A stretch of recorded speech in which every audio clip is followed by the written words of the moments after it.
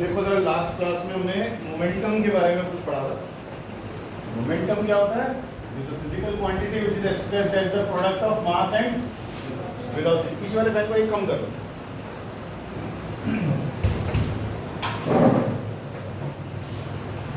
Momentum एक vector quantity था और जो डायरेक्शन वेलोसिटी की होगी वही डायरेक्शन मोमेंटम की होगी। ठीक है, अच्छा यूनिट वगैरह तो तुम निकाल ही लोगे, केजी मीटर पर सेकेंड वाले। मोमेंटम और मास में अगर हम प्रोपोर्शनलिटी देखें, ठीक, तो डायरेक्टली प्रोपोर्शनल आता है। और मोमेंटम और मास के बीच में अगर आप ग्राफ बनाएंगे तो ये आएगा। क्या कंडीशन रखी थी हमने? v ना बदले, v कांस्टेंट रहेगा।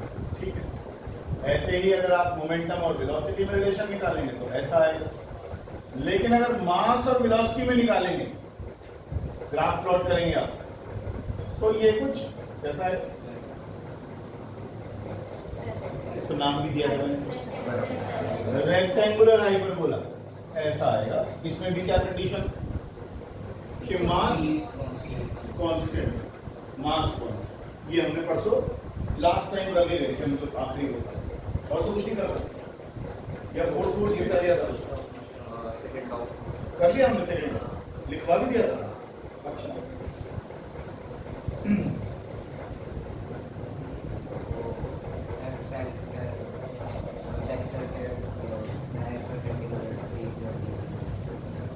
मैं तो भूल ही गया इसका। Force is directly proportional to rate of change of momentum with time। Proportionality को इक्वल टू में कन्वर्ट करोगे तो k आएगा। k को क्या बोलते हैं? Constant of proportionality, constant of proportionality. और यहाँ पर यूनिट्स इस तरीके से चूज कर ली गई हैं कि k की वैल्यू कितना है? 1। तो फोर्स किसके इक्वल आ गया? Rate of change of momentum with time. इसके बारे में हमने कुछ चीजें डिस्कस भी करी थी। क्या? अगर ये जिस टाइम में मोमेंटम बदल रहा है, ये 9th क्लास वाला पढ़ा, ये जिस टाइम के अंदर मोमेंटम बदल रहा है वो टाइम अगर बढ़ गया तो फोर्स बहुत कम हो जाएगी। फोर्स बहुत कम हो जाएगी। इसके एग्जांपल्स हमने लिए थे कि जो रेसलिंग, चश्मा लग गया, कितना नंबर है? तो फोर्स कम हो जाएगी। इसके एग्जांपल्स हमने लिए थे, शॉकर्स गाड़ी में लगे रहते हैं, है ना। बहुत सारे एग्जांपल हमने लिए थे कि रेसलिंग होती है तो कहाँ होती है? गद्दों पे होती है ना, या सैंडी फ्लोर के ऊपर होती है, ताकि जब कोई गिरेगा तो रेत दबेगी, सिंक करेगी, है ना। और दबेगी तो फिर टाइम ऑफ क्या, टाइम ऑफ इम्पैक्ट कह लो या time of change of momentum कह लो, बढ़ जाएगा। टाइम बढ़ जाएगा तो फोर्स घट जाएगी। ऐसी क्रिकेट प्लेयर जब हाथ से बॉल को पकड़ता है तो अपने हाथों को ऐसे पीछे की तरफ करता है, तो वो क्या करता है? बॉल के रुकने का टाइम, या बिल्कुल स्पेसिफिक बोले तो बॉल के मोमेंटम चेंज होने का टाइम बढ़ जाता है, तो फोर्स घट जाता है। ये सारे एग्जांपल्स इसके हमने कुछ इलस्ट्रेशंस देखे थे। इसके हमने लिखिएगा units of force. Units of force,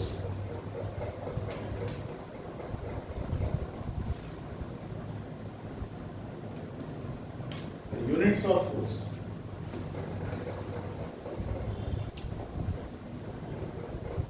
units of force, सबसे पहले एसआई यूनिट लिख ले सकते हैं। 1 न्यूटन होती है, 1 kg, 1 मीटर पर सेकेंड स्क्वायर।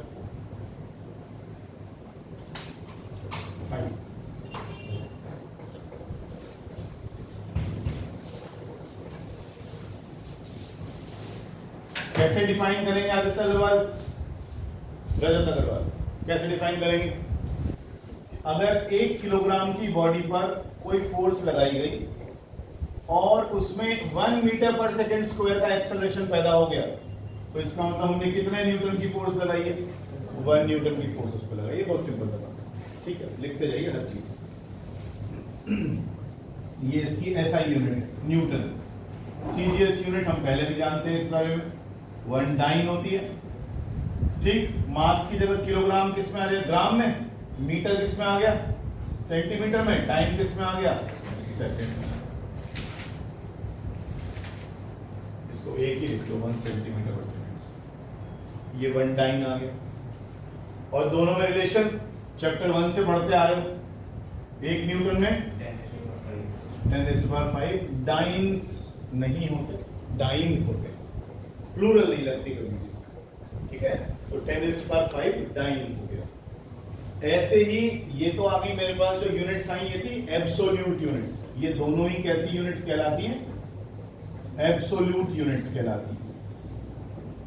ऐसे ही gravitational units of force, gravitational unit of force, इसको बोलते हैं 1 किलोग्राम वेट या 1 किलोग्राम फोर्स। आसान भाषा में कहें तो 1 किलोग्राम की बॉडी का वेट। 1 किलोग्राम की बॉडी का वेट कैसे निकालोगे? वेट का फॉर्मूला क्या होता है? mg। अगर मास को 1 किलोग्राम रख दोगे, g 9.8 मीटर पर सेकंड स्क्वायर होता है, तो मल्टीप्लाई करो kg मीटर पर सेकंड स्क्वायर, kg मीटर पर सेकंड स्क्वायर, ये तो न्यूटन होता है, तो ये 9.8 न्यूटन हो गया। तो 1 kg वेट 9.8 न्यूटन के बराबर होता है, ठीक है। वेट का फॉर्मूला होता है mg। mg मतलब 1 किलोग्राम की बॉडी का जो वेट हो गया वो हमारे पास 1 kg वेट हो गया और इसका वैल्यू आ गया 9.8 न्यूटन की तरह। सिंपल है, कुछ मुश्किल नहीं है। आगे चलिए, ऐसे ही 1 ग्राम फोर्स भी लिख सकते हैं, 1 ग्राम फोर्स भी लिख सकते हैं किलोग्राम फोर्स की तरह। इसको कन्वर्ट करोगे तो ये आएगा 980 डाइन के बराबर। ये हर चीज नोट कर लीजिएगा, काम आएंगी हमारी कहीं ना कहीं।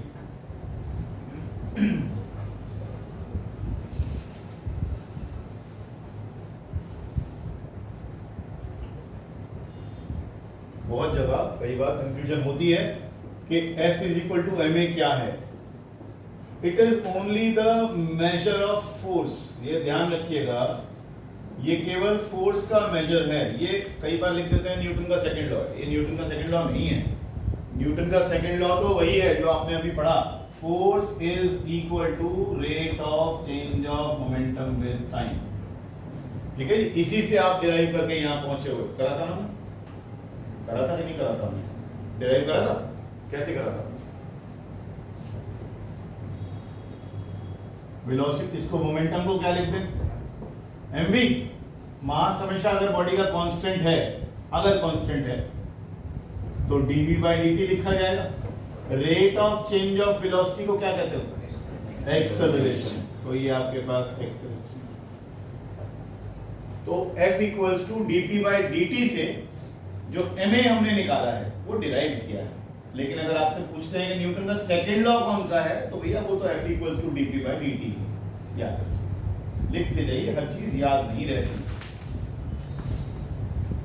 दूसरी बात, मास हमेशा कांस्टेंट तो नहीं होता है। होता नहीं, कोई एग्जांपल बता सकते हैं जिसमें मास कांस्टेंट नहीं होता?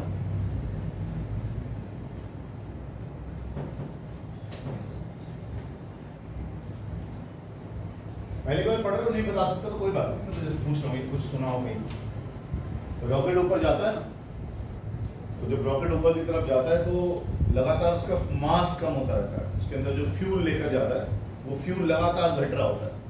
फ्यूल घटेगा, F = ma। इंजन ताकत तो उतनी लगा रहा है F, लेकिन मास और एक्सेलरेशन इनवर्स में आते हैं। मास और एक्सेलरेशन इनवर्स में आते हैं। अगर रॉकेट का मास कम होता जाएगा तो एक्सेलरेशन बढ़ती जाएगी। तो जरूरी नहीं है मास हमेशा कांस्टेंट ही होता है, मास चेंज हो सकता है, ठीक है ना।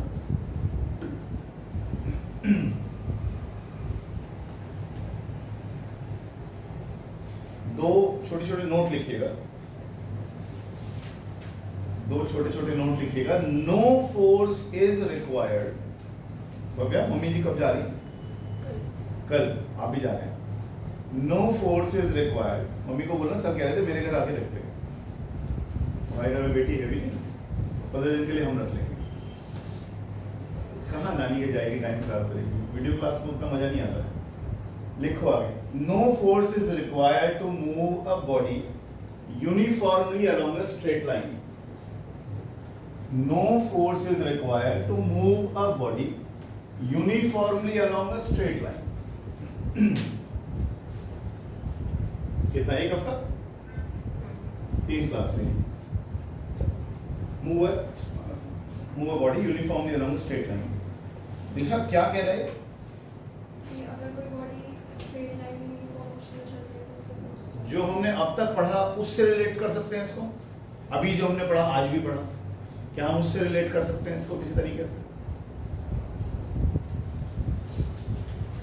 तुम लोग डिस्कशन करोगे तो ज्यादा अच्छे से समझ में आएगा। लेक्चर सिस्टम मत रखा हो ना कि लेक्चर की तरह मैं बोल के चला जाऊंगा, उसको अगले दिन फिर आ जाओ। ऐसे थोड़ा सा डिस्कस किया करो, नहीं आए तो पूछो कि कहाँ हो रहा है। कह रहा है कोई भी बॉडी को अगर हमें यूनिफॉर्म मोशन में चलाना है तो उस पर फोर्स नहीं लगेगी, ऐसे बोल रहा है ना। क्या कैसे कैसे क्या समझूं इसके इससे? उसकी एक्सेलरेशन कांस्टेंट ही जीरो हो जाएगी। आपने पढ़ा F इक्वल्स टू ma। अगर body is moving with constant velocity, अगर बॉडी की वेलोसिटी कैसी है? कांस्टेंट, तो एक्सेलरेशन कितना हो जाएगा? जीरो। तो फोर्स भी कितनी हो जाएगी? अगर एक्सेलरेशन कांस्टेंट है इसमें हमें फोर्स लग रही है ना। ऑब्वियसली एक्सेलरेशन कांस्टेंट है मतलब एक्सेलरेट कर रही है बॉडी। एक्सेलरेट कर रही है मतलब बॉडी की लगातार स्पीड बढ़ रही है, और स्पीड तो तभी बढ़ेगी बॉडी की जब धक्का मारोगे। ठीक, F इक्वल्स टू 0। दूसरा नोट लिखिएगा। ये लिखा क्यों नहीं तुमने? लिखे, ये याद नहीं रहेगा भाई। अब कौन से अफगानी बादाम खा रहा है आजकल कि देख लेता तो स्कैन हो गया, बस कर ले, लिख ले सारी चीज। वो फैन बंद क्यों कर दिया? बन गया बेचार। उस पर ना लिखा भी होता है 4 में बंद हो गया। 4 पे ही है। इतना तेज गर्मी लगेगी फिर। 5 कर दे 5 पर।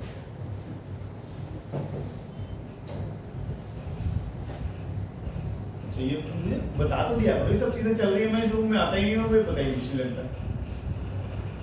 चलो लिखो आगे। Accelerated motion is always due to an external force.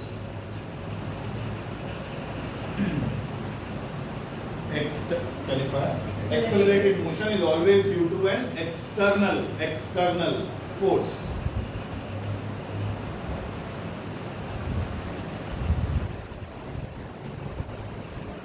अब अगर हम मेजर ऑफ फोर्स रखते हैं, नोट नंबर 3 में हम इसको लिख सकते हैं। वैसे मैं भी आपको कह ही रहा था, फोर्स होता है dp/dt। अब जो dp है यानी मोमेंटम है, वो है मास इनटू वेलोसिटी। अगर मास कांस्टेंट हुआ तो वेलोसिटी बदल जाएगी, और अगर वेलोसिटी कांस्टेंट हुई तो मास बदल जाएगा, rate of change of mass with time. तो दोनों ही केस में मास बदलो या वेलोसिटी बदलो, असल में तो हम एक ही बात बोल रहे हैं बार बार। देखो जरा हम क्या बोल रहे हैं, हम कह रहे हैं फोर्स होता है dp/dt और मोमेंटम होता है मास इनटू वेलोसिटी। और एक बात को दिमाग में अच्छे से बिठा लो कि अगर मोमेंटम बदला तो फोर्स लगेगी। मोमेंटम को बदलने के लिए फोर्स लगेगी, या फोर्स लगा तो मोमेंटम बदलेगा। अब मोमेंटम बदलने का क्या तरीका है? या तो मास बदल लो, या वेलोसिटी बदल लो, या दोनों बदल लो, है ना। अगर दोनों ही चीजें बदल गई तो मोमेंटम बदल गया, मास बदल गया तो भी मोमेंटम बदल गया, वेलोसिटी बदल गई तो भी मोमेंटम बदल गया, और मोमेंटम के बदलने को ही हम क्या कह रहे हैं? फोर्स। अगर मैं इसको पर सेकंड ले लूं 1 सेकंड में, तो मैं ये कह सकता हूं ना, change in momentum per second is equal to what? Per second कितना मोमेंटम बदल रहा है उसे हम क्या कहते हैं? फोर्स। ध्यान रखिएगा इस बात, इसे कहते हैं फोर्स। ये लाइन ऐड करिएगा जरूर कहीं ना कहीं। Change in momentum per second is force. Momentum बदल दो, कुछ भी करके मोमेंटम बदल दो। मोमेंटम बदला मतलब फोर्स लगी, या फोर्स लगी तो मतलब मोमेंटम बदला।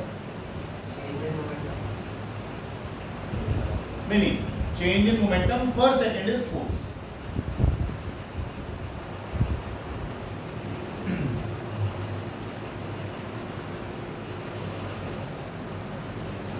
नेक्स्ट हेडिंग डालिएगा इम्पल्स।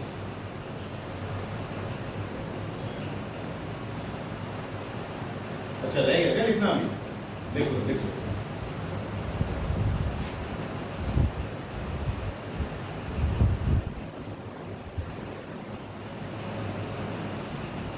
लिखो impulsive forces are those forces. Impulsive forces are those forces which act for a short duration.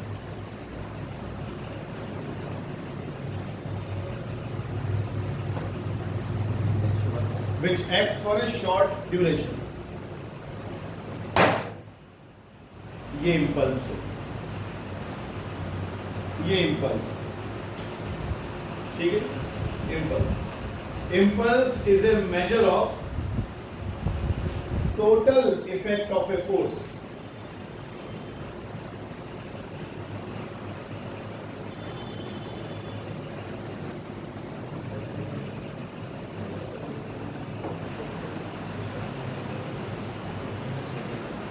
ये होता है impulse.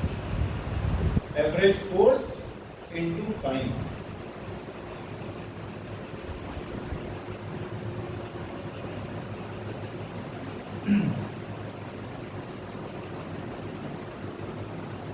अगर हम किसी बॉडी पर फोर्स लगाएं और उसका मोमेंटम चेंज हो जाए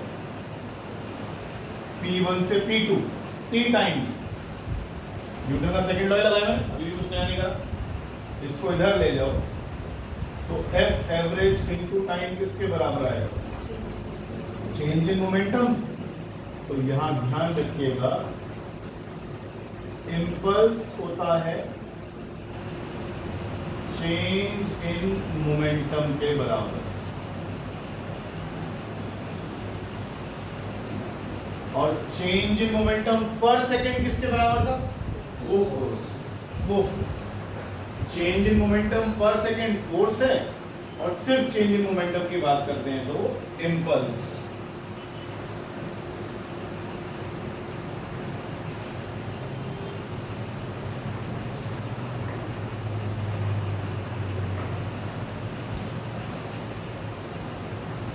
अब आज बहुत कुछ नया सीखेंगे आप।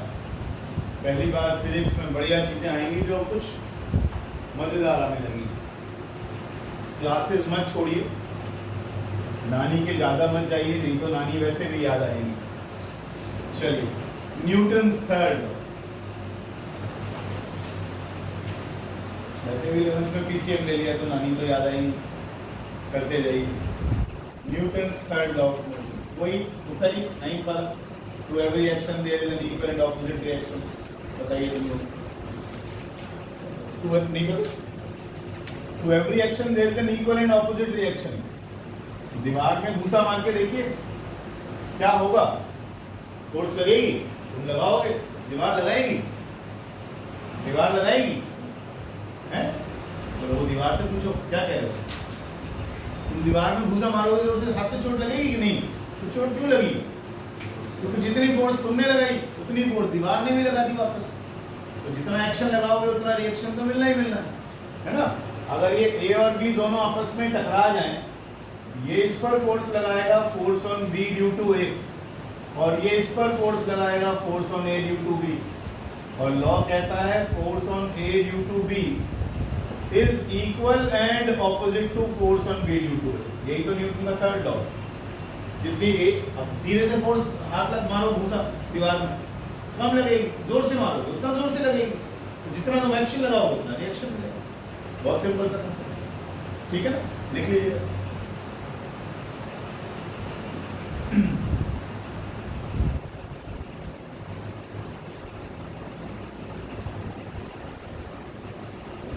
Action and reaction are always simultaneous. Simultaneous का मतलब क्या होता है? एक साथ होते हैं। अच्छा, जैसे ही एक्शन होगा तो रिएक्शन भी तुरंत ही होगा। Action and reaction do not cancel each other. ये तो हम अक्सर समझते भी है ना, देखने में ऐसा लगता है एक ने दूसरे पे फोर्स लगाई, दूसरे ने पहले पे लगा दी, दोनों फोर्स बराबर है और अपोजिट लग रही है तो कटनी चाहिए। कटनी क्यों चाहिए? फोर्स, एक फोर्स किस पर लगी? बी पर, एक फोर्स किस पे लगी? ए पर, फिर कैसे कट जाएगी? अगर एक ही बॉडी पर फोर्स लगती वो तो कैंसिल होती है ना, लेकिन अगर अलग अलग बॉडी पर फोर्स लग रही है तो थोड़ी कटेगी, एक ए पर लगी और एक बी पर लगी, है ना। Action and reaction do not cancel each other as they act on two different bodies. ये दोनों अलग अलग बॉडीज पर लग रहे हैं इसलिए कैंसिल नहीं होंगे।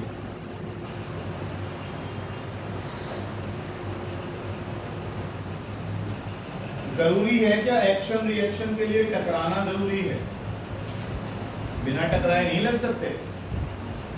एग्जांपल दो, चलने में नहीं, दो मैग्नेट को पास ले आओ, दोनों का नॉर्थ पोल सामने सामने ले आओ, दोनों एक दूसरे को रिपेल करेंगे कि नहीं करेंगे? तो टकराए थोड़ी, दूसरे ही काम हो गया। तो जरूरी नहीं है कि फिजिकल कांटेक्ट हो ही हो, ना हो, कोई बात नहीं। ठीक है, ध्यान रखिएगा। और एक्शन रिएक्शन सभी फोर्सेस, सब तरह की फोर्सेस में एप्लीकेबल होता है। Gravitational force, electrostatic force, magnetic force, कुछ भी हो सब में लगता है एक्शन रिएक्शन। ठीक है जी, ध्यान रखिएगा। Illustrations. Illustrations of Newton's third law. Illustrations of Newton's third law. ये एक टेबल रख दिया हमने, टेबल के ऊपर कोई बॉक्स रख दिया हमने। बॉक्स इस टेबल को ऐसे दबाएगा, किससे दबाएगा? वेट से दबाएगा। देखो शब्दों का ना चयन बड़े ध्यान से करना है इस साल। आपने बोला एक्सेलरेशन और मैं बात कर रहा हूं फोर्स। दबाएगा मतलब फोर्स लगाएगा, धक्का देगा, है ना, नीचे को प्रेस करेगा। ऐसे कौन सी चीज है जो इसकी बॉक्स की जो नीचे की तरफ लगेगी? फोर्स कौन सी है? उसका खुद का weight, weight of box. Weight किसके बराबर? m इंटू जी के बराबर। अब जब आप इस बेंच पर एक्शन लगाओगे ऑब्वियसली बेंच में रिएक्शन देगा ऊपर, इसे हम कहते हैं नॉर्मल रिएक्शन। नॉर्मल किस लिए बोलते हैं इसको? नॉर्मल माने परपेंडिकुलर, जिस सरफेस पर खड़े हुए हो या रखा हुआ है उसके परपेंडिकुलर, सरफेस के परपेंडिकुलर, इसीलिए इसका नाम है नॉर्मल रिएक्शन। नॉर्मल मतलब आम नहीं, आम भाषा में जो बोल देते हैं नॉर्मल रिएक्शन, वो नहीं। नॉर्मल माने परपेंडिकुलर रिएक्शन। और जितना आप एक्शन लगाओगे, ये वेट क्या कर रहा है? एक्शन लगा रहा है, किस पर? टेबल पर लगा है। और ये नॉर्मल रिएक्शन किसको मिल रहा है? बोलो, रिएक्शन ऑन बॉक्स। छोटे बच्चे थोड़ी हो, 9th क्लास तो पढ़ी हुई है यार। 9th में तो हम न्यूटन का थर्ड लॉ ऐसे ही पढ़ते थे, action is applied on the table, reaction is applied on the box. थोड़ा सा लेट हो गई मेरे पास आने में, 9th में होगी तो अच्छे से करा दो। ठीक, weight W is equal to mg, action on table, reaction on box, दोनों बराबर होंगे तो आप लिख सकते हो R is equal to mg। दोनों बराबर होंगे, आप लिख सकते हो R इज इक्वल टू, इसमें कौन सी बड़ी? एक पर एक्शन लगा, एक पे रिएक्शन। दूसरा ये बात मैंने पहले भी कराई थी आप, हाउ डू वी वॉक, हम चलते कैसे? याद आया? मैंने डायग्राम भी बनवा के गया था शायद पहले, दोबारा बता देता हूँ। ये हमारे पास फुट आ गया, हमने एक्शन लगाया ऐसे अपने हील्स से, एक्शन ऑन ग्राउंड, पीछे को दबाया हमने। 9th में पढ़ाते थे कि action on ground, reaction on body, सीधा सीधा कर देते थे, लेकिन ऐसा होता नहीं। आप फोर्स यूं नहीं लगाते, ऐसे नहीं लगा रहे हो, ऐसे लगा रहे हो। फोर्स आप कैसे लगा रहे हो? ऐसे, नॉर्मली ऐसे लगता है लेकिन मैं ऐसे लगा रहा है, ऐसे नहीं लगा रहे, आप फोर्स ऐसे लगा रहे हो, तो आप ऐसे एक्शन लगा रहे हो। ऑब्वियसली रिएक्शन भी इक्वल और ऑपोजिट मिलेगा, तो रिएक्शन यहाँ मिला, रिएक्शन यहाँ मिला। लेकिन अब हमने वेक्टर के कंपोनेंट तोड़ने सीख रखे, तो वेक्टर का एक कंपोनेंट इधर तोड़ो और एक इधर तोड़ो, यश ये कौन सा होगा? जिस तरफ थीटा होता है वो कौन सा कंपोनेंट होता है? तुझे मैंने कराया, उसको डिवाइस भी करके। जिस तरफ थीटा है वो कौन सा कंपोनेंट है? ऐसे कैसे मजा आएगा फिर एक्स्ट्रा क्लास लेने में? R cos theta. और ये कौन सा कंपोनेंट हो गया? R sine theta. और इस बॉडी का वेट भी तो होगा नीचे को, वेट भी होगा। अब आप देखें ये जो W है it is balanced by R sine theta. और बैलेंस इसलिए बोल रहा हूं, ना तो बॉडी ऊपर को जा रही है ना बॉडी नीचे को जा रही है। कहाँ जा रही है? आगे को जा रही है। जरा देखो एक बार, ये जो R आपने बनाया है क्या इसका कोई रोल रह गया? नहीं। इसके तो दो टुकड़े कर दिए ना आपने। दो टुकड़े मतलब दो कंपोनेंट्स आपने तोड़ दिए, और वो दो कंपोनेंट भी वही इफेक्ट पैदा करेंगे जो ये अकेला कर रहा था। ये जो R है ये वही तो इफेक्ट पैदा कर रहा था जो दोनों मिलकर करेंगे। तो हमने R को हटा दिया, R के तो अब दो पीस कर चुके ना, इन्हें क्या कहते हैं? Components, rectangular components. ये तो हमने कर दिए। अब ये दोनों मिलकर भी वही काम करेंगे। एक्शन लगा था तो रिएक्शन मिल गया, मैं इसको भी हटा देता हूँ, एक्शन तो लग ही गया। अब बच गई ये सारी फोर्सेस जो हमें दिख रही हैं। ये वाली बॉडी, ये वाली फोर्स और ये वाली फोर्स ये दूसरे को बैलेंस करे ले रही है, क्योंकि ना तो बॉडी का नेट नीचे को जा रहा है ना ऊपर को जा रहा है, लेकिन इसे कोई बैलेंस नहीं कर रहा। आर कॉस थीटा ही आपको आगे लेकर जाएगा।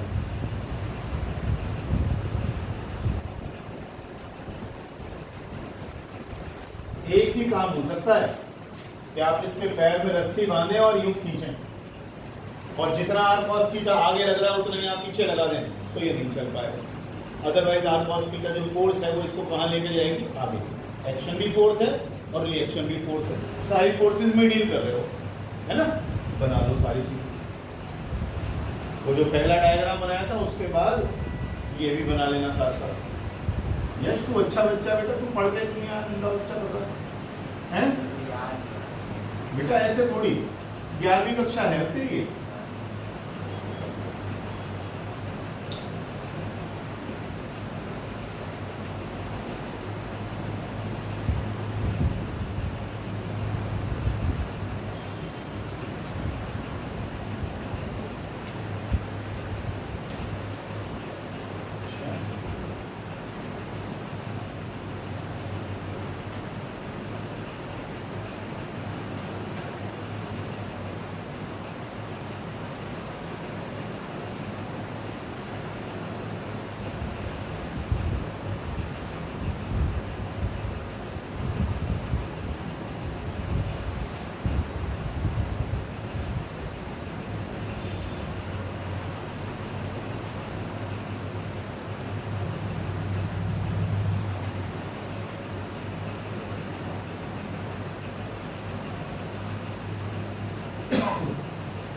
बाबू थोड़े से बड़े हो गए हो आप, अब वो थोड़ी करते रहेंगे हम 9th क्लास में कि how do we swim, action is applied on water, reaction on the man, तो आदमी तैर गया। अब थोड़ी चीजें तो टेढ़ी मेढ़ी हुई, बिल्कुल हुई।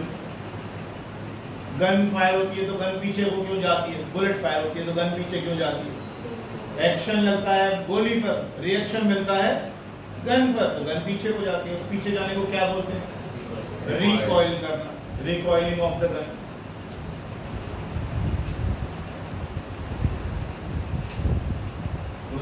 वाला पैर बना, करते जाओ करते जाओ। तो रॉकेट्स भी ऐसे ही ऊपर जाते हैं। तो रॉकेट्स में से गैसेस जो होती हैं वो आपकी स्कूटी की तरह रिलीज नहीं होती। तो रॉकेट में से जली हुई गैसेस को बाहर फेंक के मारते हैं, जोर से फेंकते हैं। तो जितनी जोर से गैसेस को बाहर फेंकोगे उतनी ऊपर रिएक्शन मिलेगा, जितना एक्शन लगाओगे गैस पे उतना रिएक्शन मिलेगा। समझ लो रॉकेट का चलना इज सिमिलर टू गन का चलना, बुलेट का चलना, सेम।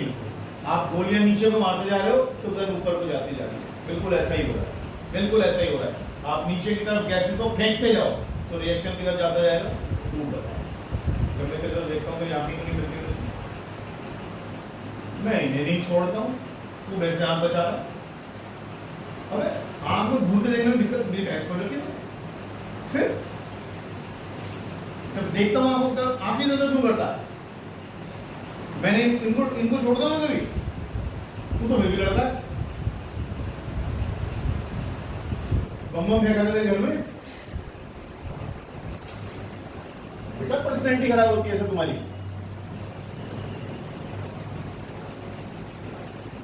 आगे चलो। Horse and cart problem.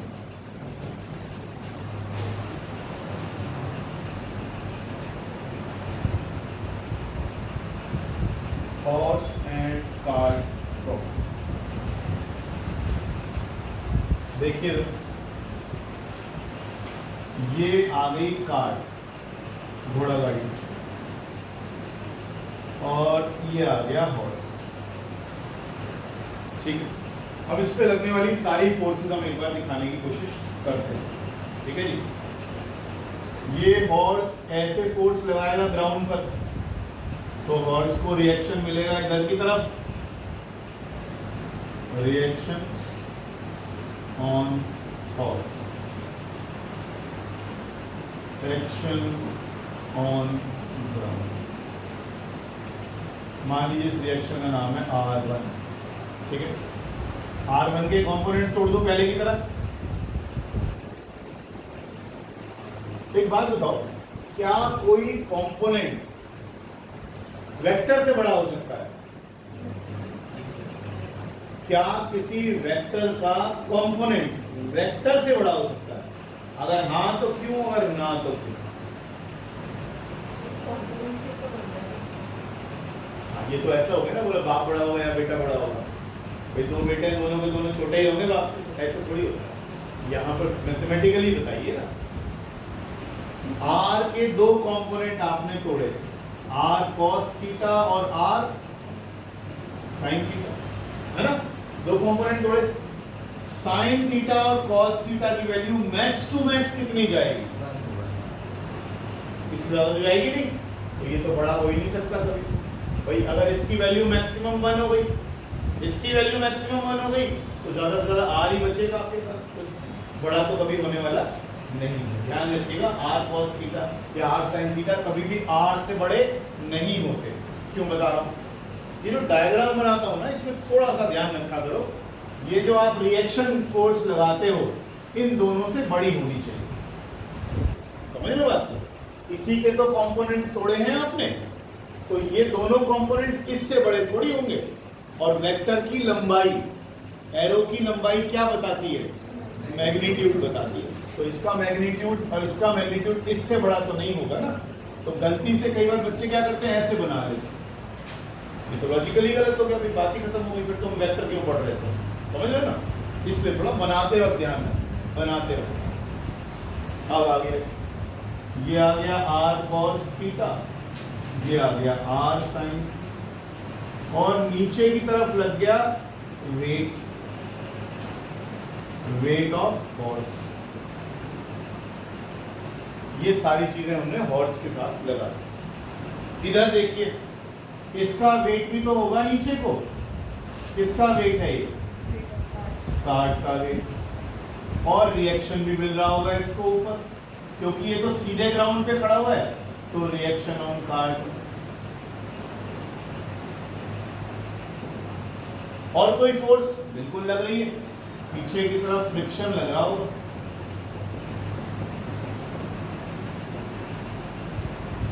और कोई फोर्स हाँ लग रही है ना। ये जो धागा देख रहे हो ना, थ्रेड जिससे बंधा हुआ है, इसमें टेंशन पैदा हो जाएगी। ध्यान रखिएगा, मान लीजिए मैं कोई ऑब्जेक्ट यहाँ बांधता हूँ, तो ये यहाँ बंधा हुआ है, यहाँ बंधा हुआ है ना, तो टेंशन हमेशा इस पॉइंट से अवे दिखाई देगी, दूर जाती है। ये यहाँ भी बंधा हुआ है, तो टेंशन यहाँ पर आपको ऐसे दिखेगी। माने tension x away from the point of contact. ये कॉन्टेक्ट कह लो या जहाँ ये बंधा हुआ, इसकी बात समझ लो। टेंशन का हिंदी में शब्द होता है तनाव। रस्सी खिंच जाएगी ना, ऐसे खिंच जाएगी ना, तो खिंच जाएगी तो रस्सी में फोर्स है, इसका फोर्स, ये वही फोर्स। सब कुछ बनाइए। अब सवाल ये है कि ये घोड़ा कब चलेगा। चलेगा तो फोर्स लगेगी तो कितना एक्सेलरेशन होगा, वो सब 2-4 चीज़ों में मामूली सी निकालनी।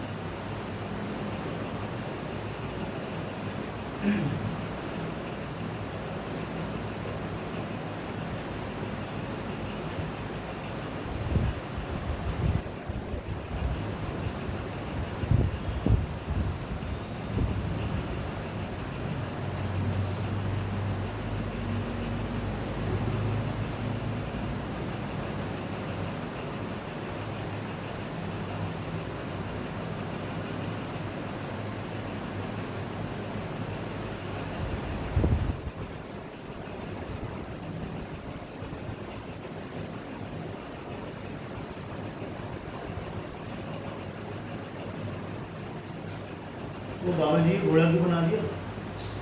अरे यार लड्डू प्रसाद, घोड़ा क्यों बना रहा है? हे भगवान, वो तो नाम लिख देता हॉर्स है। करो पॉइंट ऑब्जेक्ट की तरह ट्रीट किया करो इनको, घोड़ा बना रहा हो।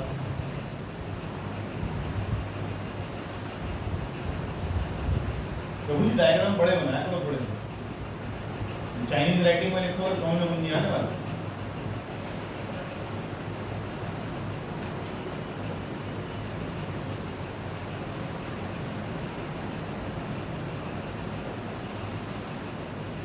मुझे लगता है कि उस डायग्राम को देख के बाद समझ लेगा घोड़ा है। कितना खूबसूरत बनाया तुमने। चलें शुरू करें। देखो अगर मैं आपसे पूछूं नेट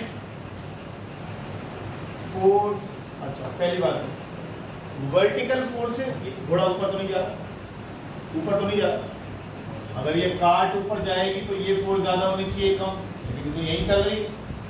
हॉर्स भी ऐसे ही है, ये फोर्स और ये फोर्स बराबर।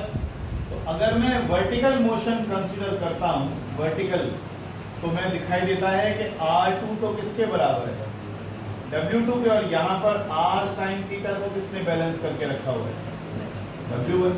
तो वर्टिकल तो इक्विलिब्रियम है, वर्टिकल में तो फोर्सेस बराबर है ना। लेकिन अगर मैं हॉरिजॉन्टल की बात करता हूँ, नेट फोर्स ऑन हॉर्स, बताना जरा। ये डायग्राम तो बना लिया ना, तो ये जो बेकार की टेढ़ी चीजें तो हटा दूं मैं, आपको दिखेगी ना, ताकि ये हटा दिया तो ये भी हटा दिया। अब तो यही दिखना चाहिए बस। वर्टिकल वाली हम बात कर ही चुके, आगे कौन खींच के ले जा रहा है? R cos theta. पीछे कौन खींच रहा है? टेंशन। तो इसका मतलब इस पर नेट फोर्स लगेगी R cos थीटा माइनस, है ना, तभी तो आगे को चले। अगर मैं कहता हूं नेट फोर्स ऑन कार्ट, तो वो कितनी दिखती है यार? Tension minus friction. और ये तो एक ही सिस्टम है, घोड़ा गाड़ी, हॉर्स कार्ट सिस्टम पूरा। तो इन दोनों को ऐड कर लेता हूं, तो मैं लिख देता हूं net force on horse cart system. ये तो कट गया, क्या बचा? R cos theta minus F। तो अगर R cos थीटा ज्यादा हुआ फ्रिक्शन से तो ये चलेगा, नहीं चलेगा। अब कभी भी ये मत सोचना कभी फ्रिक्शन भी ज्यादा हो सकता है, ऐसा नहीं होता। फ्रिक्शन एक सेल्फ एडजस्टिंग फोर्स होती है, बराबर हो सकती है, बढ़ेगा नहीं, है ना। फ्रिक्शन किसी बॉडी को चढ़ा नहीं सकता, रोक सकता है। तो कभी गलती से दिमाग में भी आए तो इसको निकाल देना गंदे विचार को कि फ्रिक्शन कभी हमारी फोर्स से ज्यादा हो सकता है। फ्रिक्शन बॉडी फोर्स के बराबर हो सकता है। अब जैसे ये बेंच रखा है, मैं इस पे धक्का लगा रहा हूँ लेकिन ये नहीं चल रहा है, इसका मतलब क्या है? जितनी मैं फोर्स लगा रहा हूँ फ्रिक्शन भी उतना ही।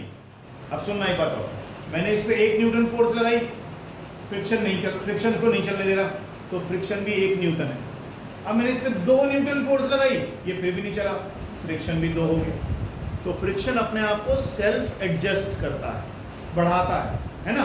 फिर मैंने 3 लगाई, फिर मैंने 4 लगाई, फ्रिक्शन भी 4 हो गया, नहीं चल रहा। लेकिन अब जैसे ही मैंने 4 से मामूली सी ज्यादा लगाई, ये बॉडी टक चल पड़ी। इसका मतलब मैक्सिमम वैल्यू ऑफ फ्रिक्शन कितनी हो पाई? 4 हो पाई। मैंने अभी सिंपल सी बात करी, फ्रिक्शन तो डिटेल में पढ़ेंगे बाद में। तो फ्रिक्शन अपने आप को एडजस्ट करता है, सेल्फ एडजस्ट करता है फ्रिक्शन अपने आप को। 1 लगाता हूँ तो फ्रिक्शन 1 हो जाता है, 2 लगाता हूँ तो फ्रिक्शन 2 हो जाता है, लेकिन कब तक झेलेगा?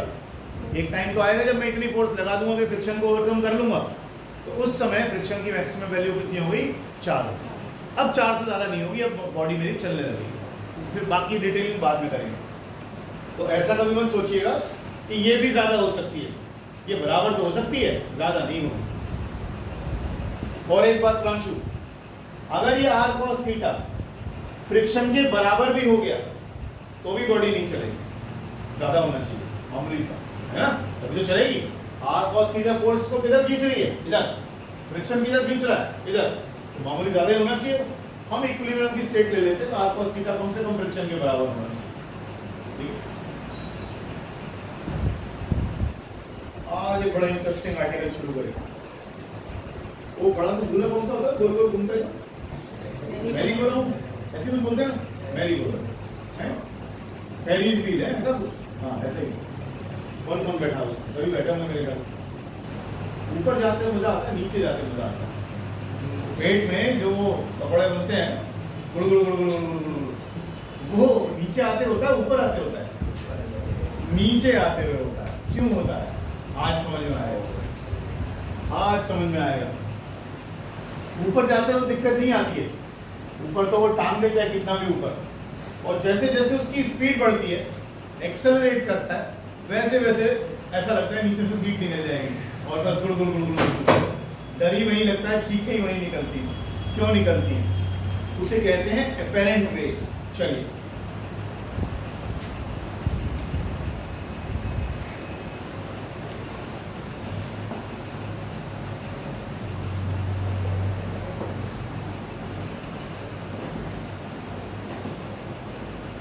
apparent weight of a person in a lift.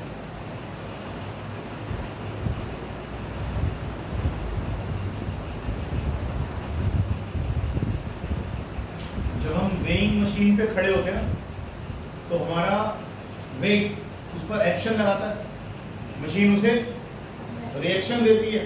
वो जो रिएक्शन है ना, वही हमारा apparent weight। ठीक है, वही हमारा अपेरेंट वेट। अपेरेंट का मतलब होता है जो उस परिस्थिति में दिखाई दे रहा है। असली है कि नहीं है वो तो बाद में देखेंगे, समझ लो। अपेरेंट वेट का मतलब जो दिखाई दे रहा है, इस समय क्या हो रहा है। बहुत प्रैक्टिकली सोच के देखो, आप एक वेइंग मशीन पे खड़े हो, ठीक, कोई प्लेटफॉर्म पे खड़े हो वेइंग मशीन पे। वेइंग मशीन आप ऐसे सोच सकते हैं, तो वेइंग मशीन में ना एक स्प्रिंग लगा हुआ है और यहीं पर एक नीडल रखी हुई है, ऐसे लगी। जितना वजन इसके ऊपर डालोगे, ये नीडल उतनी ही घूम के इधर को आ जाएगी। जितना ज्यादा डालोगे, समझो स्प्रिंग उतना ज्यादा दबेगा। सही है ना? जितना ज्यादा वजन डालोगे उतना ज्यादा ही यूं घूम जाए, स्प्रिंग उतना ज्यादा दबेगा। अब यही पिक्चर को दिमाग में रखना, समझाते वक्त, समझते वक्त। मान लो मैं ग्राउंड पे वेइंग मशीन रखी हुई है और मैं उसके ऊपर खड़ा हो गया, तो मेरा वजन दिखा रहा है 65 kg। मास होता है, हम लोग आम भाषा में वेट या वो कर देते हैं। बहुत क्लियर रहना इस बारे में। जब भी मैं केजी में बोलता हूँ तो मैं किसकी बात करता हूँ, और जब भी मैं न्यूटन में बोलता हूँ तो किसकी बात करता हूँ? वेट की बात करता हूँ, जिसका फॉर्मूला तुम्हारा mg होता है। इसलिए कोई कंफ्यूज नहीं होना, कई बार मेरे मुंह से भी ऐसे निकल जाता है। तो मान लीजिए हमारा वेट जो है वो, मास जो है वो 65 kg है, वेट ही बोल रहा हूँ मैं इसको फिलहाल, ठीक है। कोई हल्का आदमी खड़ा होगा तो स्प्रिंग कम दबेगा, ये यहाँ तक आए, इतना ही समझ। अब सोचो ये वेइंग मशीन के अंदर का जो स्प्रिंग है जिस पर मैं खड़ा हूँ, अचानक से ही नीचे को दब जाएगा, अचानक से नीचे को सरक जाए, ग्राउंड धंस जाए, मेरा वेट बढ़ेगा घटेगा? आपका ध्यान स्प्रिंग से ना जाए। स्प्रिंग दबा हुआ है मेरे खड़े होने से, स्प्रिंग कम दबेगा तो वेट कम, स्प्रिंग ज्यादा दबेगा तो ज्यादा। अब ये ग्राउंड यूं धंस गया जमीन में, स्प्रिंग दबा के खुल गया, खुल गया मतलब मेरा वेट कैसा हो गया? कम हो गया। अच्छा चलो, अब यहाँ से क्या करा, किसी ने ऐसे हाथ मार दिया दोस्त, मैं वेइंग मशीन पे खड़ा हूँ, कुछ ऐसा हुआ कि नीचे से झटका मार दिया किसी ने, अब क्या हो? स्प्रिंग दबेगा, स्प्रिंग दबेगा मतलब वेट बढ़ जाएगा। ऐसा ही लिफ्ट में होता है।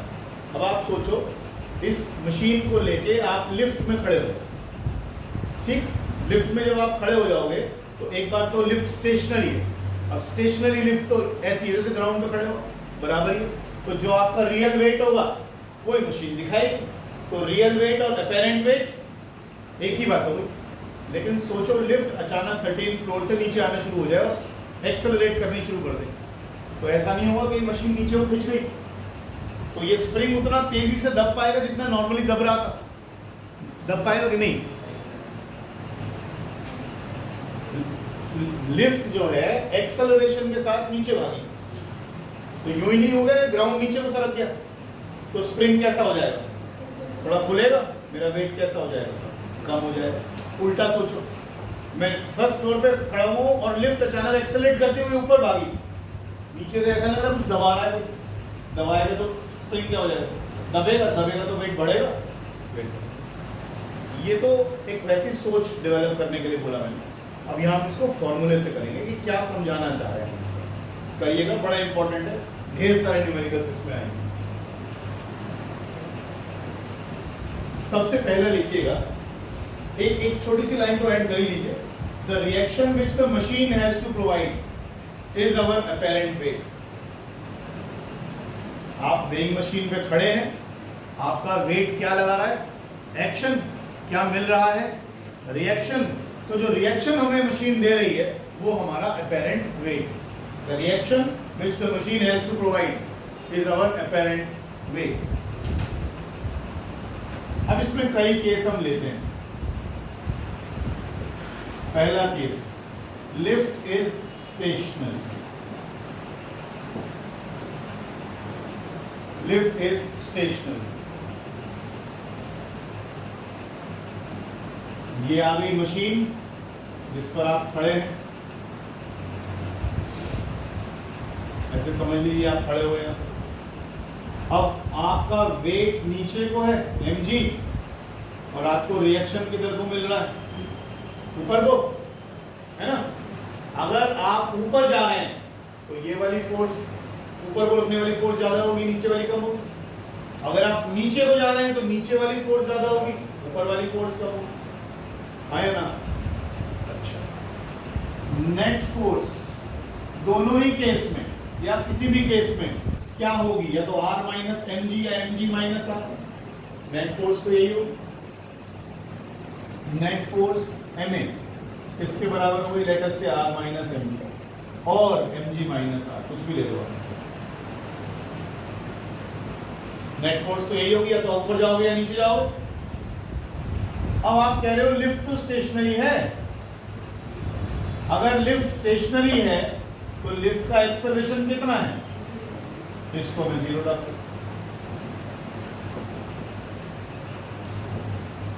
ये 0 हो गया। R किसके बराबर आया? R क्या था आपका?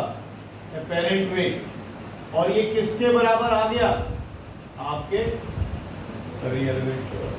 तो लिफ्ट स्टेशनरी है तो क्या फर्क पड़ रहा है? ना तो स्प्रिंग दबेगा ज्यादा, हमारा वेट जो है सो है, उसमें कुछ करना ही नहीं है हमें। लिफ्ट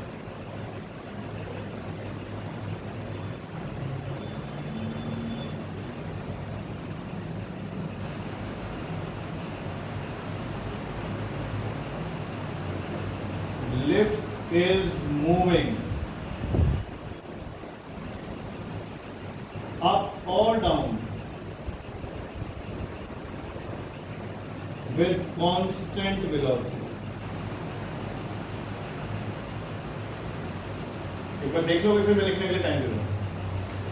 अगर लिफ्ट ऊपर जा रही है, नीचे जा रही है, लेकिन वेलोसिटी तो एक्सेलरेशन 0। वेलोसिटी बदल ही नहीं रही, वेलोसिटी ना बदलना मतलब एक्सेलरेशन खत्म, फिर वही केस आ गया, है ना? तो R किसके बराबर आ गया? तो हमने दो चीजें याद कर ली, या तो लिफ्ट चलेगी ही नहीं और कांस्टेंट वेलोसिटी से ऊपर नीचे होएगी, तब भी हमारा रियल वेट और अपेरेंट वेट बराबर है, कोई फर्क नहीं पड़ेगा। ये दो केस लिखो। फिर तीसरा इंपॉर्टेंट करा लिखो।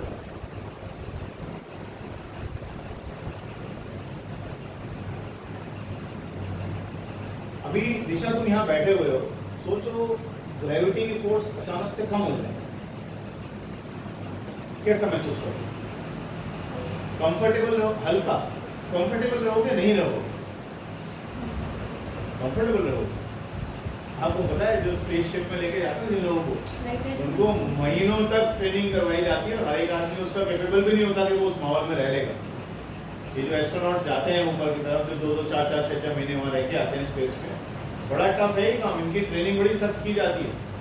आप सोचो अचानक बैठे हुए हो क्योंकि आप ग्रेविटी से खींचे हुए हो, आप कंफर्टेबल हो, अचानक से ग्रेविटी कम हो जाए और आपको लगेगा मैं कुर्सी से 2 इंच ऊपर उड़ने लगा, बेंच पकड़ के बैठे रहोगे, अरे यार बड़ा परेशानी हो रही है, बैठ ही नहीं पा रहा हूँ, है मतलब ये फीलिंग ही बड़ी अजीब सी होती है। अब वो कैसा फील करते होंगे, सोचो कितना लगता होगा उनको, कई दिन तक तो उनको एडजस्ट होने में टाइम लगता है, महीनों की ट्रेनिंग होती है जब भेजते हैं इनको, इधर से उधर जा रहे हैं तो उड़ते हुए जा रहे हैं।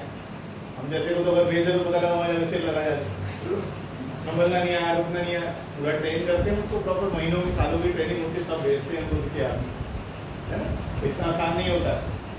ग्रेविटी में हम बचपन से हम लोग ऐसे रहते हैं, है ना, तो शरीर हमारा उसी हिसाब से रिएक्ट करता है, बिहेव करता है। अचानक से ग्रेविटी कम हो जाएगा काम, बैंड बच जाएगी, कम हो जाए चाहे बढ़ जाए, दोनों में नुकसान, बहुत तकलीफ होगी।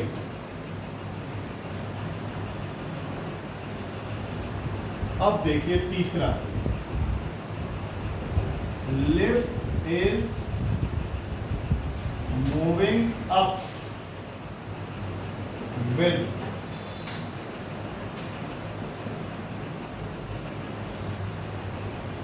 हमारी जो केमिस्ट्री क्लास छुट्टी है, एक आध संडे को क्लास कराऊंगा, 2-3 क्लास संडे कराऊंगा मैं, ठीक है जी, ध्यान रखिएगा इसको, सर से बोलूँगा संडे को क्लास लेके इसको पूरा करेंगे। एमरजेंसी में जाना पड़ा उनको भी, नहीं तो क्लास छोड़ते नहीं। Lift is moving up with acceleration है। अब लिफ्ट कहाँ जा रही है? ऊपर, ऊपर को लगने वाली फोर्स ज़्यादा, नीचे को लगने वाली फोर्स, ऊपर कौन सी लग रही थी? देखो देखो डायग्राम देखो, ऊपर लग रही थी आर, नीचे लग रही थी mg, तो r इस बार ज्यादा mg इस बार कम, तो नेट फोर्स कितनी आ गई? तो r, वैसे r को हम क्या बोल रहे थे? अपेरेंट वेट, वही वेट तो है इसको ढूंढ रहे, कितना हो गया जरा देखना।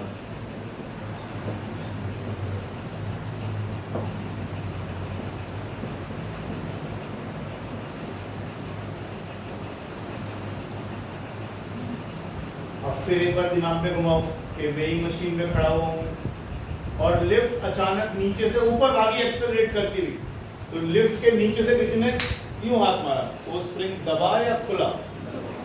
अगर स्प्रिंग दबेगा तो वेट कैसा होगा?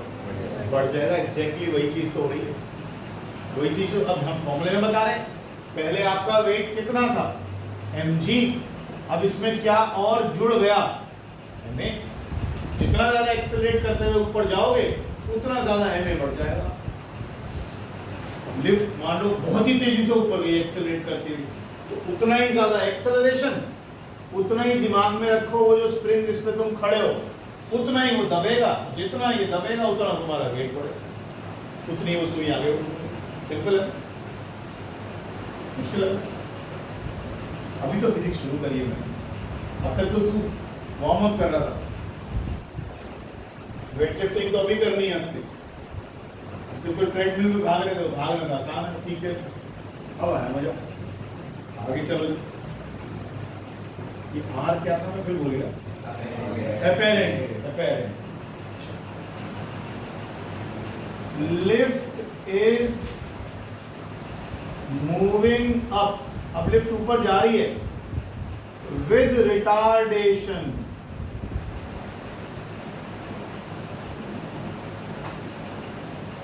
जिसको आप नेगेटिव एक्सेलरेशन कहते हैं। अब हमें इक्वेशंस बनानी आ गई है। ये क्या हो रहा है अग्रवाल जी? ऊपर जा रही है, ऊपर जा रही है तो क्या लिखूं? mg माइनस आर या आर माइनस mg?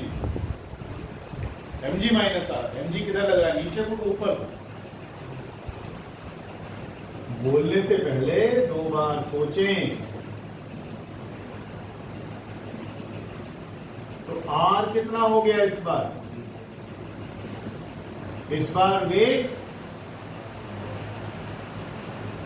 घट गया, apparent weight decreases, जो आपका रियल वेट है उससे कम नजर आएगा।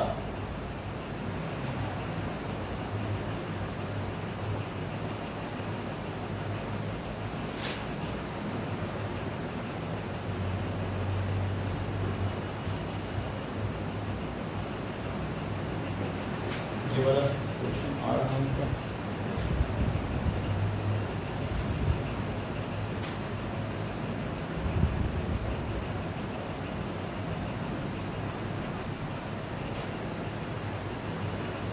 Lift is moving down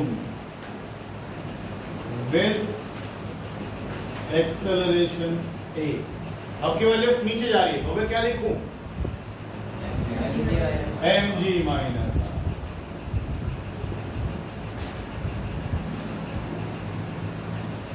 ये देखो, यही है जो मैरी गो राउंड में होता है। जब आप गोल वाले झूले पर बैठते हैं और ऊपर से नीचे आते हैं एक्सेलरेट करते हुए, तो आपका जो वेट है वो कम हो जाता है। और यही कारण है वो पेट में गुड़गुड़ाहट का, डर लगने का, कि आपका वेट अचानक से घटने लगता है।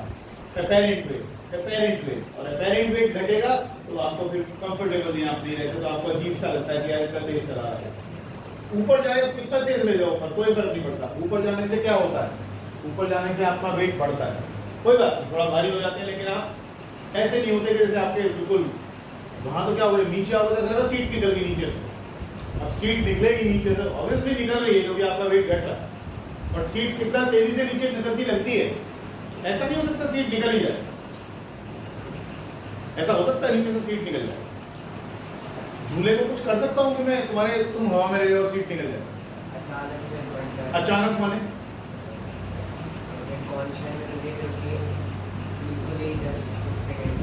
एक दो चीजें, एक तो कभी मुझे आ गई, ऊपर से तू ग्रेविटी में आ गया। अब जब आप वो दो जो फिजिक्स स्टेटमेंट में एक्सेलरेशन ड्यू टू ग्रेविटी का वैल्यू कितना है? 9.8। आप उससे तेज एक्सेलरेट कर दो, ये लिफ्ट है, ये तो आएगा 9.8 से, ये आ गया हवा में एकदम से। तो मैं ये हाथ को समझो, ये मेरा वो झूले की सीट है तुम्हारी, और ये अचानक से घाट यूं नीचे ले गया बस 9.8 मीटर पर सेकंड स्क्वायर के एक्सेलरेशन से भी ज़्यादा। अगर दोनों का एक्सेलरेशन सेम हुआ तो नीचे आएंगे, लेकिन यहाँ अगर तेजी से नीचे जाएंगे तो क्या होगा? हो जाएगा नहीं ना? ऐसा भी हो सकता है। इतना मत इमेजिन करो, अपने साथ तुम काम करो। आगे चलते हैं। लिफ्ट इज मूविंग डाउन, क्या केस रह गया? With retardation. नीचे तो आ ही रहा है तो लिखूंगा तो mg माइनस r, नीचे आएगा तो mg ज्यादा है, r कम है ना, किसके बराबर है? तो r किसके बराबर हो गया? नहीं, a प्लस हुआ। इस बार भी वेट बढ़ गया।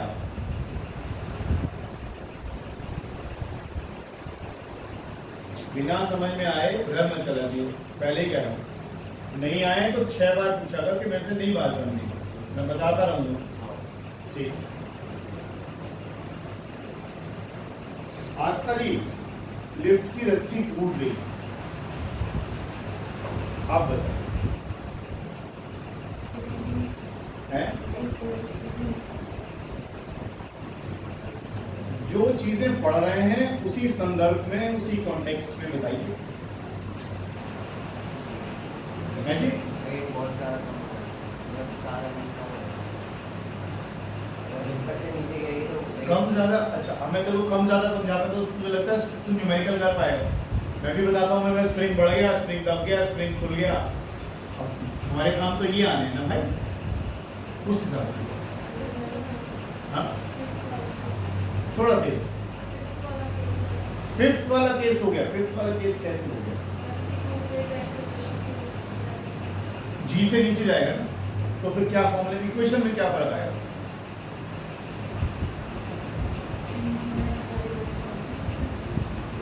सब चीजें मेरे से उम्मीद करोगे तो मुझे तो बेटा रटी हुई है, 25 साल हो पढ़ाते हैं। उसने पकड़ा तो ठीक है, लेकिन वो उसको फॉर्मुलेट नहीं कर पा रही। बोलो, अगर मैं किसी ऑब्जेक्ट को, एग्जैक्टली, अगर मैं इसको छोड़ दूं तो इसमें एक्सेलरेशन कितना पैदा होगा? वही 9.8 g के बराबर। तो रस्सी टूट गई मतलब क्या है? फ्री फॉल है। रस्सी टूट गई मतलब फ्री फॉल है। अच्छा, 7th case, if the spring breaks,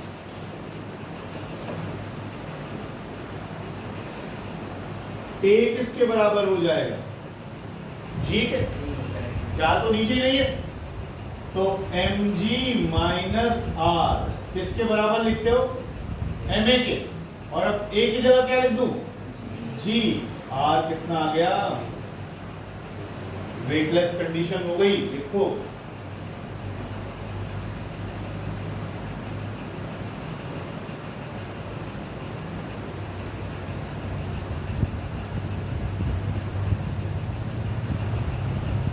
इसका मतलब समझ रहे हो? वेइंग मशीन पे लिफ्ट में खड़ा एक आदमी, ऊपर से स्ट्रिंग टूट गया, फिर उसने अचानक रास्ते में देखा मेरा वेट कितना है, कितना आ रहा है? 0। उसका वेट कितना आ रहा है? प्रैक्टिकली सोच सकते हो 0 क्यों हो रहा है? प्रैक्टिकली सोच के देखो क्यों 0 हो रहा है? जिस मशीन पे खड़ा है उसका एक्सेलरेशन कितना है? 9.8। आदमी का खुद का कितना है? यानी जितना वो नीचे स्प्रिंग को दबाने की कोशिश करता है, मशीन उतनी नीचे निकल जाती है। तो स्प्रिंग दबेगा तभी तो वेट आएगा, लेकिन दोनों ही सेम वेट से नीचे गिर रहे हैं। इसको ऐसे सोच सकते हो, वेइंग मशीन को पैरों में बांध के और हम छत से कूद गए और रास्ते में देख रहे हैं वेट कितना है, कितना आएगा? ऑब्वियसली 0 आएगा। 0 आएगा ना, बस यही केस है, यही केस है। नहीं करके नहीं देखना, करके नहीं देखना, ऐसे ही बस इमेजिन करना। और तीसरा लास्ट केस, ये जो मैं अभी बता ही रहा था आपको, 8 केस। अगर A G से ज्यादा हो तो फिर तो ये हो, ये हो, टक नीचे, बॉडी निकल जाएगी, मशीन निकल जाएगी नीचे और आदमी आता रहेगा ऊपर से नीचे पीछे पीछे। उस केस में R कितना होगा? उस केस में R कितना होगा?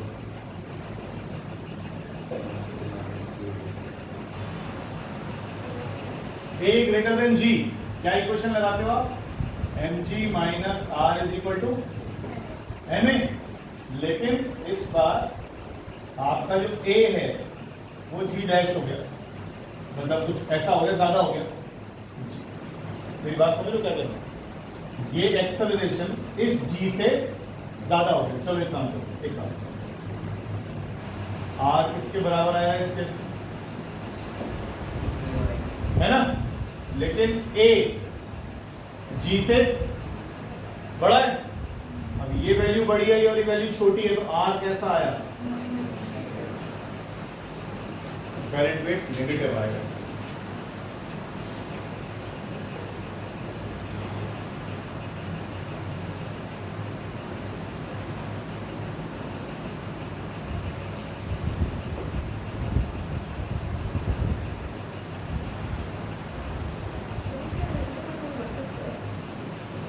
इसका मतलब ये है कि मशीन नीचे निकल जाएगी और आदमी देर से पीछे पीछे पीछे पीछे आएगा, लैग होगा टाइमिंग में।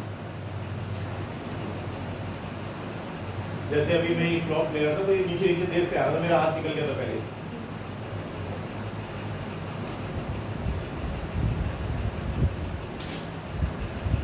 ठीक है जी। अब जरूरी नहीं है हर बार लिफ्ट में ही सोचो इसे।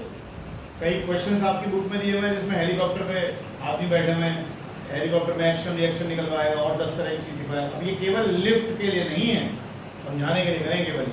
ठीक है जी, ध्यान रखिएगा। नेक्स्ट हेडिंग डालिएगा कनेक्टेड मोशन।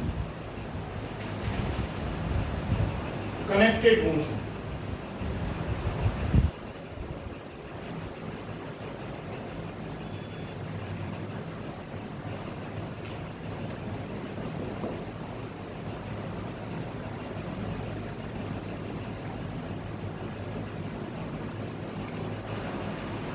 जून की छुट्टियों में अब तुम्हें फायदा ये रहेगा कि स्कूल से कहीं आगे निकल जाओगे। जब स्कूल में अब चीजें होंगी तो आपको रिवीजन करने को मिलेगा, डबल रहेगा फायदा। स्कूल में भी समझ में आएगा और यहाँ तो आएगा।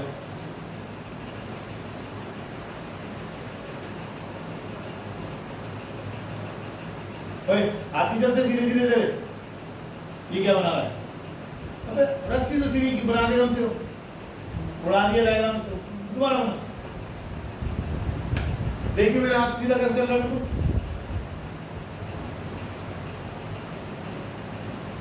अब जरा इस पर लगने वाली सभी फोर्सेस के बारे में डिस्कस करें। ये पुली है और पुली के ऊपर ये रस्सी डालकर हमने दो वेट्स रखा है। ध्यान रखिएगा पुली घूमेगी नहीं, पुली घूमेगी नहीं कम से कम इस चैप्टर के अंदर। पुली पूरी तरह से फ्रिक्शन लेस है, रस्सी इसके ऊपर ऐसे ऐसे स्लिप होएगी, बस समझ लो बात को। पुली घूमेगी नहीं, पुली में कोई रोटेशनल मोशन नहीं है, पुली पूरी तरह से फ्रिक्शन लेस है और ये रस्सी इसके ऊपर फिसलेगी, फ्रिक्शन लेस है, समझ रहे बात को। ये जो धागा आप देख रहे हैं ये भी मासलेस है, इसका मास इन मासेस के मुकाबले में बहुत कम है, इसलिए हम जब तक वो कहे ना हम नहीं लेंगे। और ये अभी एक दो चैप्टर तो बोलेगा नहीं, अभी फिलहाल इस तरह के क्वेश्चंस आएंगे। जब हम इसका मास कंसीडर करेंगे तो क्वेश्चंस दूसरे तरह के बनेंगे। अभी फिलहाल के लिए दो अजम्पशंस हैं कि पुली पूरी तरह से फ्रिक्शनलेस है और स्ट्रिंग पूरी तरह से मासलेस है। ठीक है निखिल, कौन से बादाम खा रहे हैं तो लिख ले। String is massless, pulley is frictionless, pulley is frictionless. ठीक है, और whenever string is massless, अब क्योंकि आपने स्ट्रिंग को मासलेस ले ही लिया है तो टेंशन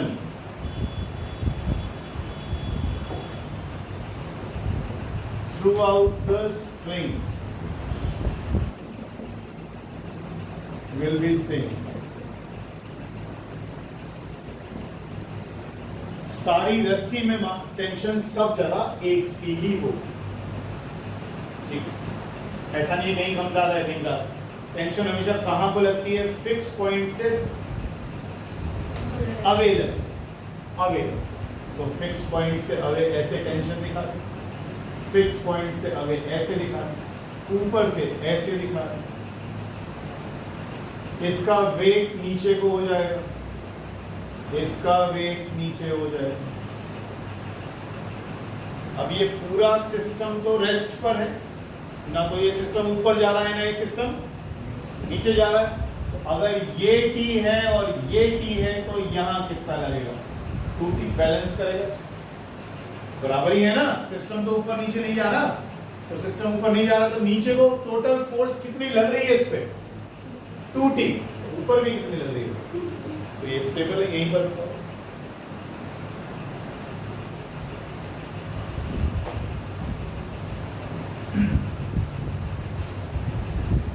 ऐसा मैं मानकर चल रहा हूं कि M2 M1 से बड़ा, चलाना भी तो है इसको।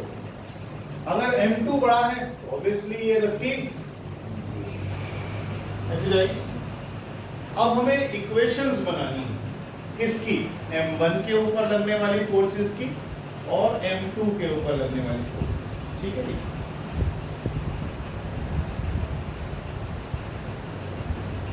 Equation of motion of M1, अगर M2 M1 से ज्यादा है तो ये M1 कहां जाएगा।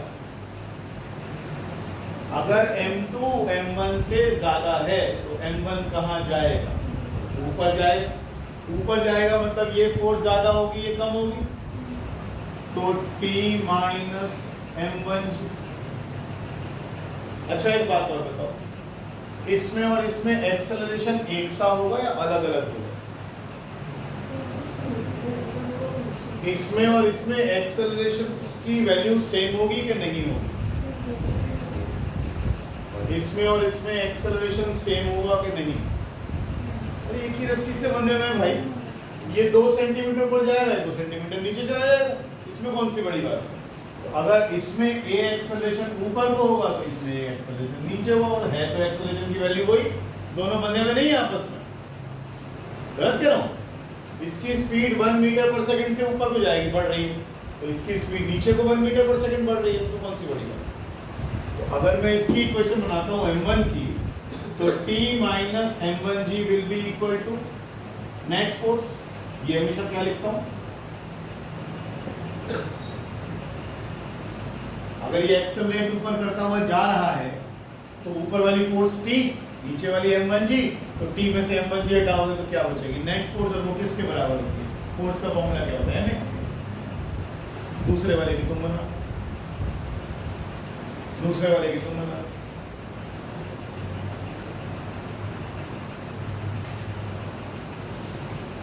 बनाओ, जल्दी बनाओ।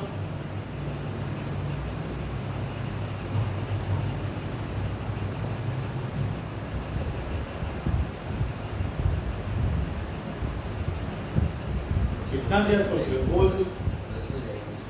क्या प्लस हो जाएगा इससे?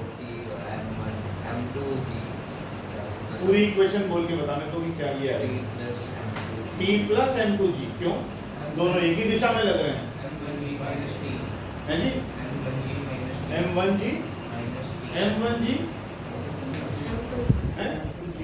M2G। अरे M1 इसे क्यों देख रहे हो भाई? इसे देखो। ये जो आप बना रहे हो इन्हें फ्री बॉडी डायग्राम्स कहते हैं, FBD। M2G माइनस की नीचे जा रहा है ना, तो ये ज्यादा होगा, ये कम होगा, is equal to net force. नहीं, ऊपर जा रहा है तो T ज्यादा है, नीचे जा रहा है तो M2G ज्यादा है। अब इन दोनों को ऐड करो, ऐड करोगे तो क्या होगा? ये T कट गया, ये T कट गया, क्या बचा? M2 minus M1 into G, और इधर क्या बचा? M1 plus M2 into A। तो ये आ गया M2 minus M1 into G, और ये A क्या है? Acceleration of the system.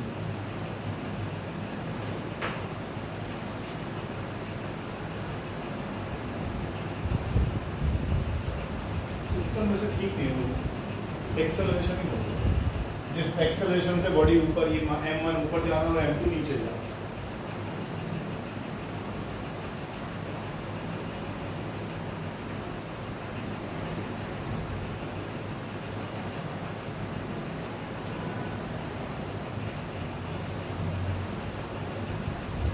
Time क्या हो गया? चार्ट नहीं है। चार्ज अच्छा, कोई बात, कोई और बता। 950 ठीक, कुछ डाउट लग रहा है? हाँ जी बोलो, किसको समझ नहीं आया? बताइए। अब A निकल आया तो टेंशन और निकाल लो, टेंशन और निकाल लो, क्या मुश्किल है? इस A की वैल्यू को किसी क्वेश्चन में डाल दो, वहां से T निकल आएगा।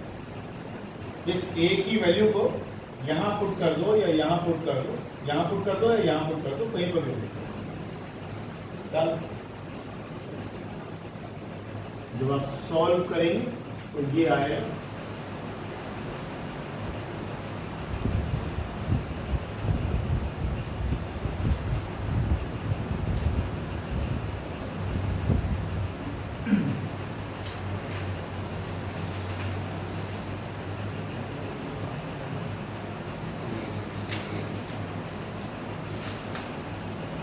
हो गया कुछ, मैंने कर तो दिया, क्यों टेंशन ले लो, सीधा लिखो ना टेंशन का वैल्यू, टेंशन का फॉर्मूला लिखो, खत्म करो। 2m1 m2 upon m1 plus m2 into g।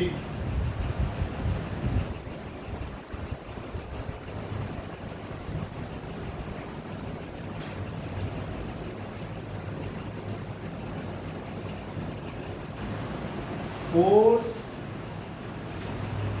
experienced by pulley support, ये ऊपर फोर्स एक्सपीरियंस्ड बाय पुली सपोर्ट कितनी है? अरे ऊपर वाली सपोर्ट कितनी फोर्स एक्सपीरियंस कर रही है? 2T। बोला करो यार, क्लास में तो चुप बैठे रहते हो, टेंशन ये रही। तो ये आ गया 2m1 m2 upon m1 plus m। तो 4 टाइम्स आ गया m1 m2।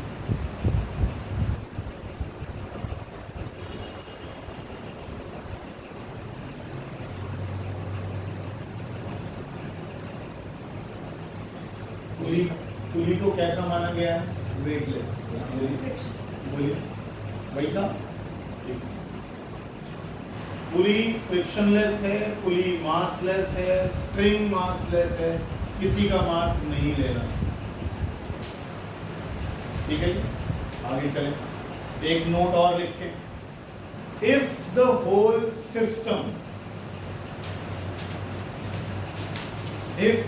सिस्टम ब्रैकेट में लिखो, lift plus support plus weights, मतलब पूरा का पूरा ही सिस्टम इज मूविंग अपवर्ड्स, मानो ये पूरा सिस्टम ही ऊपर को जा रहा है, then the net acceleration is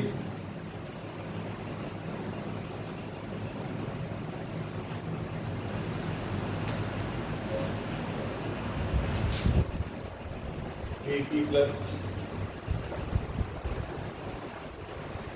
And if moving downwards, AP minus G.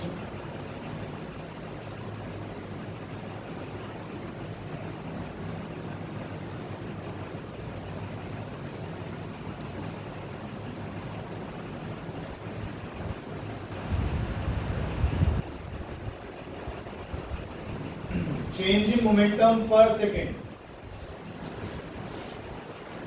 Change in momentum per second, बोलिए। Change in momentum per second, force, और सिर्फ change in momentum, देख आज ही लिखा है, impulse, change in momentum per second, force, और सिर्फ change in momentum, impulse। Sir इसमें AP क्या है? Acceleration, बोलिएगा।